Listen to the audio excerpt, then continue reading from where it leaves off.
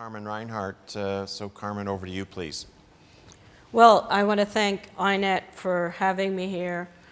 I think, however, the true test for INET will be not this conference, which is so close to the crisis, but hopefully whether there will be an INET conference 20 years or 30 years down the road when we tend to get complacent and forget about the crises as we seem to do historically. I have a very difficult task ahead of me because, as you have heard, it is a very hybrid, very rich coverage that we've had in this panel. Mm-hmm. So I will try to limit my remarks into selected points. Some of the discussion has had to do with the diagnosis of the crisis, why we got here, where we are. Some of the analysis has to do, given where we are, why are we seeing what we see? Others have had to do with, okay, given that we are here, where do we go now in terms of fiscal policy, but also in terms of monetary policy? And then there's the longer horizon question of how do we avoid doing this again? So I'll try to, in as much as possible, cover highlights, very selected highlights of what's been said here. I will also like to throw out, in the spirit very much of INET, where I think there are big holes in our understanding and in the literature where we would benefit a lot from learning. Let me start with the diagnosis of the crisis, how we got here. And this, importantly, goes to Richard Koo's and Alan's presentation, surges in debt, surges in indebtedness. A chronic feature through history is that, and it is private debt, usually. In some cases, it's both. In the emerging markets, fiscal policy has often been pro-cyclical, but the dominant pattern that Ken and I have identified in our work is you have a surge in credit, now documented, a surge in external indebtedness, and this is where, Alan, you and I are going to disagree. And the outcome when the crisis hit is one in which the private sector is highly leveraged. And there is no such thing as pretty deleveraging. Restructuring, as we document in our work, is associated with large output declines. Austerity is associated with output declines. Deleveraging is seldom pretty. So I very much share the balance sheet approach and especially the prognosis that because there is no pretty, easy way of getting out of a high debt situation, the process is a protracted one. In the work that I've also done with Vincent Reinhart after the fall, which for the Jackson Hole Symposium, we actually looking at all the post-war crises say, look, private deleveraging on average lasts about 7 years. And in effect, private deleveraging doesn't begin till about 3 years after the crisis. Now, I want to turn to that period of private deleveraging later in the context of what we see on employment, which, by the way, I really buy Professor Foley's analysis that the financial industry, specifically, but the service sector at large, and the links to output declines and employment is a much closer one when you look predominantly at more older line manufacturing type. The output declines that have been the norm following severe financial crises are actually pretty darn close to your back of the envelope calculations, especially in cases where manufacturing has been a larger chunk of the total picture. Now, let me divide the 5 and a half minutes that I have into two parts. Monetary, fiscal, and let me throw in a third one, which is broadly defined debt policy or deleveraging. On monetary, I think that Alan's analysis in particular, the fact that surges in credit are an important indicator of future crisis, has to be taken seriously. For in the years of the great moderation, we became enamored with short-term interest rates as the sufficient statistic for monetary policy. And in effect, relatively little attention was paid to leverage. When was the last time margin requirements were used in the United States, even when we had a full-fledged IT bubble? And so I think the issue of thinking about monetary policy in terms, or more broadly financial stability in terms of preventing future crises, the broader mandate to look at some of these old-fashioned things. And here I would put a question for research. What are some of the old tools? Because we forget a lot of tools that we have. The tools that countries, emerging markets use, things, reserve requirement, capital controls, and the like.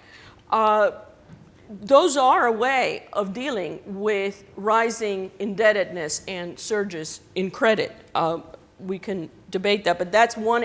The main point I'd like to leave you with is that looking at indebtedness aggregates is an important addition to how we design monetary policy. On the fiscal side, now, obviously, you know I'm going to disagree with Richard, so let's get it out in the open. So we agree with the diagnosis that the problem is a problem of coming into this with massive private sector leverage. And we actually disagree on two counts, Richard. One is the speed of how quickly should we encourage private sector deleveraging. You seem to be of the view that more gradualism is better, okay? Because the problem is so large. I agree with you that the problem is not large, it is massive. But I disagree that slow, the combination of nearly zero interest rates, government guarantees, and forbearance is a recipe for delay.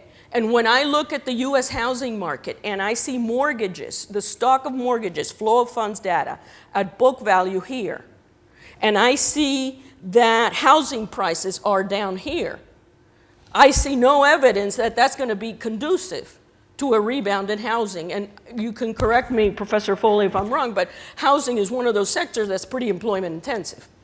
Now, on the fiscal side, you make the point that things would have been worse in Japan had it not been for the large-scale role of government. Now, it is conceivable, and I would say highly probable, that over the near term, that's absolutely right, that the decline would have been much sharper. Now, I put it to you, though, what are we trading off? Are we trading off short-term pain for long-term gain, or are we just protracting the process? Death by 1,000 cuts is still death. And Japan has been the only country where, and don't get me wrong, because we document that whatever you do on monetary and fiscal policy, once you're in a high private debt situation, whatever you do, it takes a long time to deleverage. The question is, does it take 2 decades? And in effect, may it take 3 decades? Because I look at Ireland, in which debt to GDP, gross external debt to GDP, is 1,000%. And I ask myself, if we grow gradually, how many decades will that take? So on my last minute, I would like to put another, since this is on the issue of global imbalances. Alan, I agree that global imbalances, to me, don't mean a lot, but external imbalances do. And so when the UK has a big current account deficit, it's not about global imbalance. This is about the UK is borrowing too much from the rest of the world. And that matters because that translates to domestic credit. The availability of credit is highly correlated with borrowing from the rest of the world. So my concluding remark has to be, we've talked about the options of deleveraging via restructuring and default. That's painful, clearly painful. We talked about austerity. That's painful.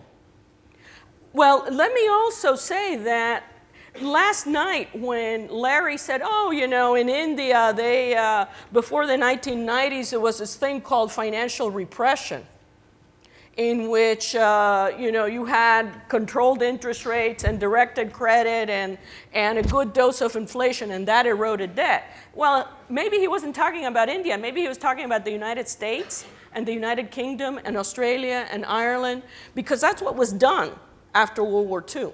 This is not, but understand me, this is not a policy prescription, but as a partial historian, as a partial historian, I am putting on the table the fact that there was a third important component in deleveraging, which involved a highly regulated domestic and international system. So that absence of crisis period, as Alan highlighted, involved heavy capital controls, and it involved a lot of financial heavy-handed domestic financial regulation.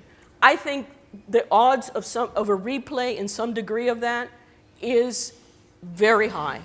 I think in the emerging markets, we're seeing controls to keep capital out and to reduce relying on external debt, which is not as benign as you make it sound. And in the advanced economies, there's ring fencing because we have a huge stock of government debt that it would help a lot if it were financed at really cheap interest rates. So I think there's a confluence here, and we know that globalization goes in cycles. We had a big spurt from 1860 to the First World War in globalization. Globalization began to retrench in the First World War and culminated with the Bretton Woods highly controlled system that broke down in the early 70s. Globalization began again in the late 70s, early 80s.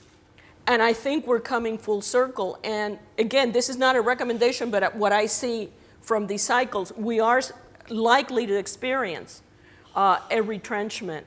And so let me leave it there since my time is way up. Okay, thank you, Carmen.